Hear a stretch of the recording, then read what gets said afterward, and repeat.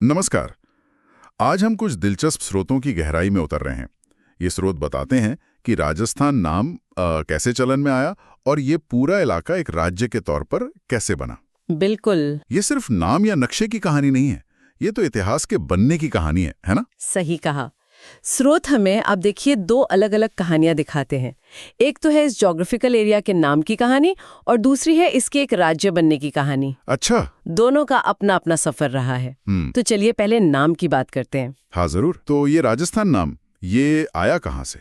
क्या ये हमेशा से यही था या मतलब बदला है? हाँ, स्रोत यही बताते हैं कि ये एक क्रमिक विकास था, एकदम से नहीं आया। अच्छा। सबसे पुराना लिखित संकेत अगर देखें तो वो सीधे तौर पर राजस्थान नहीं है। अच्छा। हाँ, चित्तौड़गढ़ के पास एक घोसुंडी शिलालेख है, लगभग 532 ईसा पूर्व का। उसमें राजस्थानीय शब्द मिलता है। राजस्थानीय जी ये एक तरह से मतलब अप्रत्यक्ष उल्लेख था, सीधे क्षेत्र का नाम नहीं कह सकते। हाँ, यानी पहली झलक बहुत पहले मिली। इसके बाद क्या ये शब्द फिर दिखा? हाँ, इसके बाद जिक्र आता है सिरोही के बसंतगढ़ शिलालेख का। स्रोत इसे 682 ईसा पूर्व का बताते हैं, पर कुछ इतिहासकार मानते हैं कि ये शायद 682 ईस्वी का है। इसमें थोड़ी डेट को लेकर बहस है। अच्छा, उसके क्या मिला? उसमें राजस्थानियादित्य शब्द मिला है। राजस्थानियादित्य। हाँ, और कई बार परीक्षाओं में आप देखेंगे कि इसी को पहला उल्लेख मान लिया जाता है, खासकर अगर घुसुंडी वाला विकल्प ना दिया हो। हाँ, तो ये थोड़ा कंफ्यूजन हो जाता है कभी कभी। दिलचस्प है ये तो। पर ज्यादातर लोग, मैंने भी सुना है, राजपूताना नाम से ज्यादा परिचित हैं। वो कहाँ से आया फिर? हाँ, राजपूताना नाम काफी बाद में आया।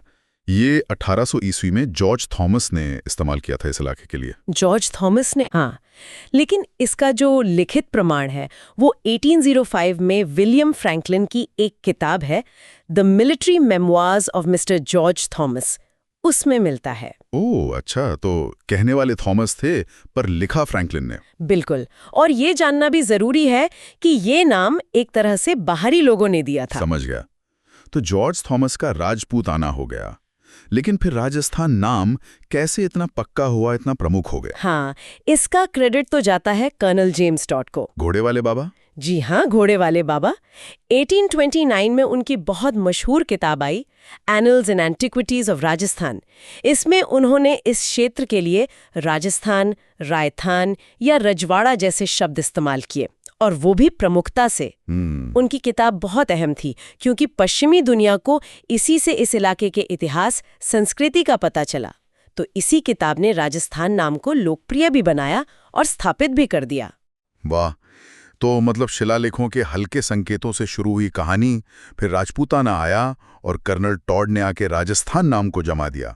पर इसे सरकारी तौर पर संवैधानिक मान्यता कब मिली? संवैधानिक या आप कहें प्रशासनिक रूप से राजस्थान नाम को मान्यता मिली 26 जनवरी 1950 को, जब संविधान लागू हुआ। जी हाँ, जब भारत का संविधान लागू हुआ तो संविधान की जो पहली अनुसूची है जिसमें भारत संघ के राज्यों के नाम है, वहीं पर आधिकारिक तौर पर राजस्थान नाम शामिल किया गया। ठीक है, तो नाम की कहानी तो ये हो गई। अब दूसरी कहानी पर आते हैं। ये जो पूरा भौगोलिक क्षेत्र है, ये एक संगठित राज्य कैसे बना?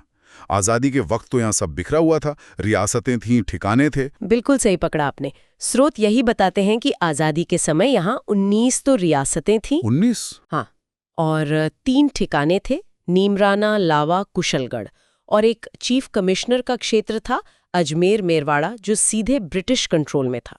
इन सबको मिलाकर एक राज्य बनाना, वो भी भारत संघ में, ये बहुत बड़ी चुनौती थी। इसी पूरी प्रक्रिया को एकीकरण कहते हैं।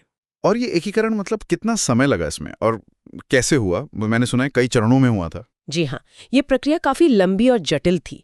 1948 से शुरू हुई और 1956 तक चली। करीब 8 साल लग गए और ये 7 अलग-अलग चरणों में पूरी हुई। 7 चरण? हाँ, हर चरण में कुछ रियासतें, कुछ ठिकाने मिलते गए, धीरे धीरे करके। बाप रे, ये तो सच में बहुत बड़ा काम रहा होगा इन सबको एक साथ लाना।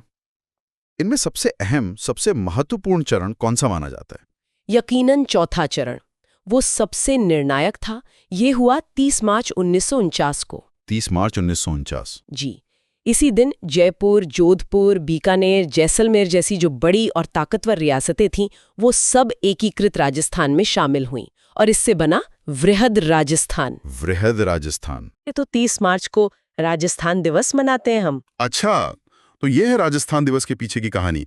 क्या इसी चरण में राजधानी वगैरह भी तय हो गई थी? बिल्कुल, इसी चौथे चरण में एक समिति बनी थी, पी सत्यनारायण राव समिति। हाँ, सुना है। उसी समिति के सिफारिशों पर बड़े फैसले हुए, जैसे जयपुर को स्थायी राजधानी बनाया गया। अच्छा। और ये भी तय हुआ कि न्याय विभाग जोधपुर में रहेगा, वन और सहकारी विभाग कोटा में, शिक्षा विभाग बीकानेर देखेगा, कृषि विभाग भरतपुर को मिलेगा। मतलब विभागों का बंटवारा भी हुआ। संतुलन बनाने की कोशिश। हाँ, और इसी चरण में हीरालाल शास्त्री जी को वृहद राजस्थान का प्रधानमंत्री बनाया गया। उस समय मुख्यमंत्री पद नहीं था, प्रधानमंत्री कहते थे।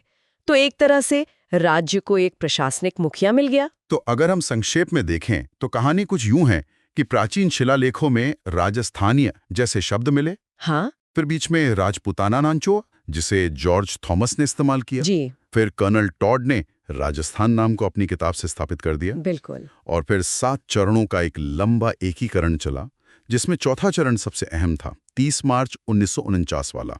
सही। और तब जाकर आज का राजस्थान राज्य बना, जिसे 26 जनवरी 1950 को हमारे संविधान में नाम और पहचान मिली। आपने एकदम सही सार निकाला है।